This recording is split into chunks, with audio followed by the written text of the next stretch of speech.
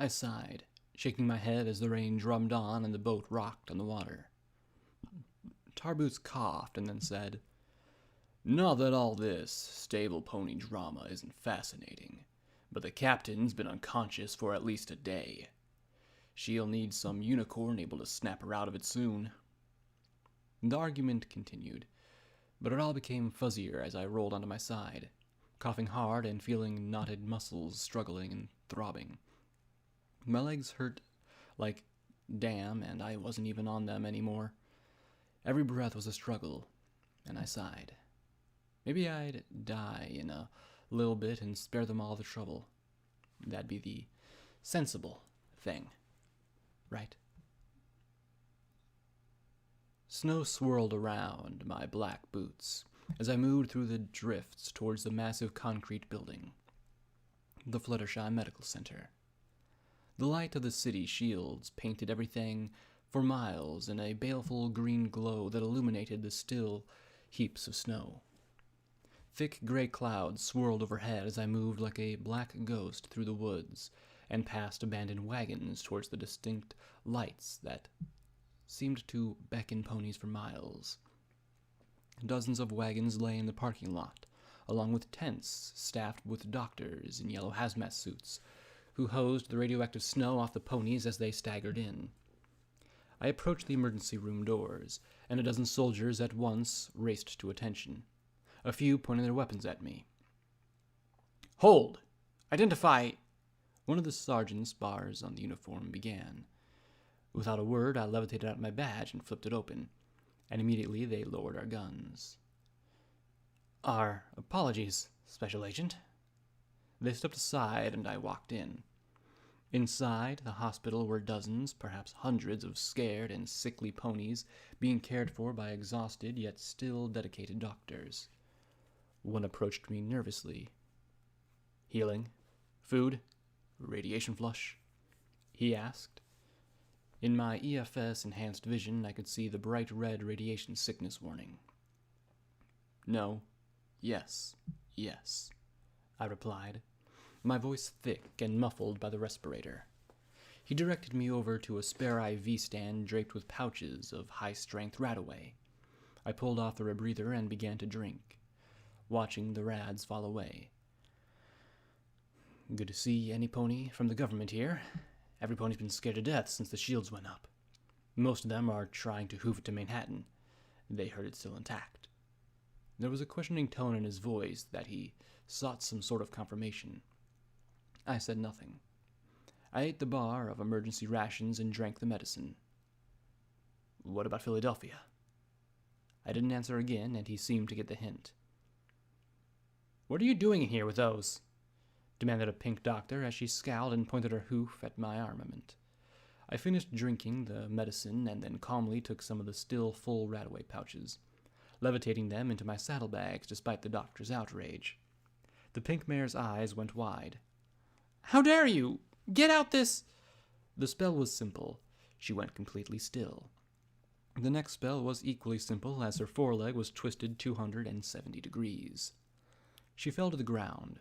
Her mouth opened in a silent scream. The nurse backed away but froze when I looked at him. Finally, I pressed my hoof to the doctor's throat and canceled the spell as broken bits of bone protruded from her limb. I looked down at her, then said softly, "My business here does not involve you. Do not make my business here involve you." Then I turned to leave. "I need access to the generators immediately. I have intelligence regarding possible saboteurs." He just pointed to a door at the far side of the atrium, and I nodded once. "Thank you. Leave her. Let her learn some new realities," I said, and with that I left them both behind. I slipped around the perimeter of the massive atrium filled with scared ponies. The hospital had multiple redundant power sources, environmental isolation, and supplies to rival a stable for at least several years. Theoretically, it could have become one of the last bastions of civilization. I walked to a door, pulled out a small runed rod, and pressed it to the lock. A surge of magic and the door opened.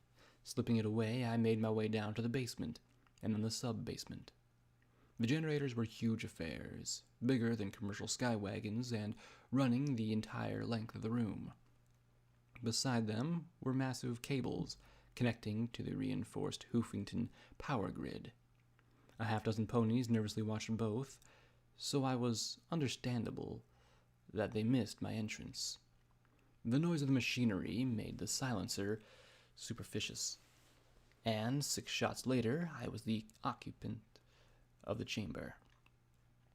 From my black saddlebags I drew gray bricks of explosives, pressed the remote detonator talismans to them, and placed them against the equipment. I emerged back into the atrium, returning to where some guards, the nurse, and others were seeing to the doctor with a mangled limb. 2 turned towards me, obvious anger and confusion on their faces. "What the hell do you—" one began. "Zebra commandos have infiltrated the hospital. They've killed a half-dozen ponies already and placed explosives all over the place. You need to evacuate these people immediately." The guards' mouths moved silently. I continued smoothly. "Where is Fairheart?" "He's on the 14th floor." He stammered in shock. "Near the hospital's administrator's office." I turned that way, and he called after me. "Wait! Where am I supposed to evacuate all these people to?" That was hardly my problem, and I trotted towards the elevators and magically activated one set of the detonators. The resounding boom signaled the severance of the hospital from the power grid.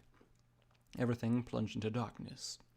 From my saddlebags came 4 grenades, and I sent them magically rolling away into the crowd. Seconds later, the explosions filled the atrium with screams of chaos. The lights flickered to life as the generators came back on. Smoothly, I left the screams behind me as I started to climb the stairwell. On the 14th floor, nurses were scurrying about. Foals were crying. Bedlam reigned. Some pony mentioned the weather monitoring station to the north. No matter.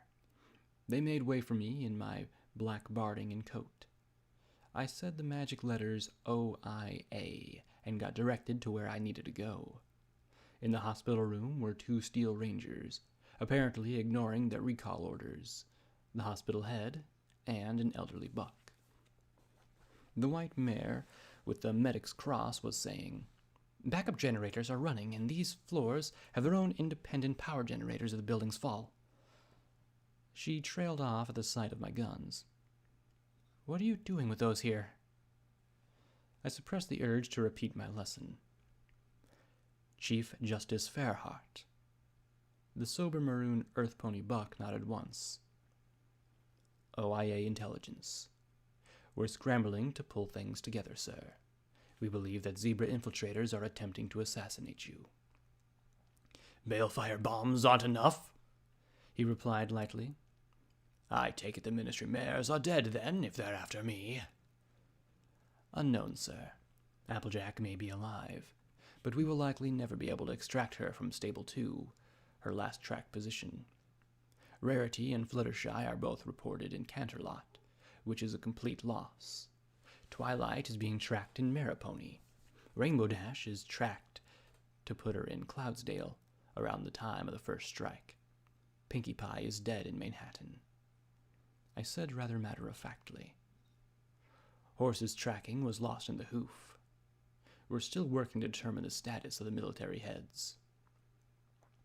"Likely not good. I would have died in Canterloft if it had not been for this damned heart surgery," he said as he touched his chest with a grimace. "Do either of you have experience with explosives?" I asked, as I looked at a pair of the Steel Rangers. Of course they did. All Rangers did. "There are bombs placed on this building's generators. Careful, though. The Zebras are likely still hidden." The pair looked at the Chief Justice, who nodded, and together they trot out. "I can't believe they would attack. Why? What do they hope to gain? Hasn't there been enough death?" Redheart said as she looked out the window. "The Zebras want our total and complete annihilation, Administrator," I replied. "You'd best see to the evacuation." "Evacuation? To where? There's so many. Where are we supposed to go? And what about the ones who can't be moved? Redheart fretted. Once the basement is secure, you can return. Right now, you have to get to safety, I said. Safety in the radioactive snow. How ironic. The administrator sighed, chewed her lip, and then slipped out as well. How did you learn of the zebra's assassination attempt? Fairheart asked, and then that question was answered by the sight of my silenced pistol. So, it's a coup after all. The OIA serves Luna and Equestria, I replied evenly. We will not allow it to fall into the who's of another. I'm sorry, Justice Fairheart. Just one question. Who's behind this? Horse? Golden blood? He asked. The only answer he received was a silenced bullet clean through the eye. I magically turned his head away, holstered my gun, and trot out of the room. Once outside the secure area, I tapped the talisman again. The explosion sounded deep below the building, and another place that could have been a bastion of hope and civility went dark. Using my light amplification goggles, I loaded up on more Rad-X, Radaway, healing potions, and rations from a storeroom. Then I made my way out. I passed by the maimed doctor and the terrified nurse, their eyes reflecting pain, fear, and confusion. It didn't matter. One more was dead. That just left one other to take care of. Ignoring the yelling and screaming in that radioactive night, I walked back into the darkness. My mission still wasn't finished. Not yet. I woke from that doozy with a sigh. Crazy dreams, or something else?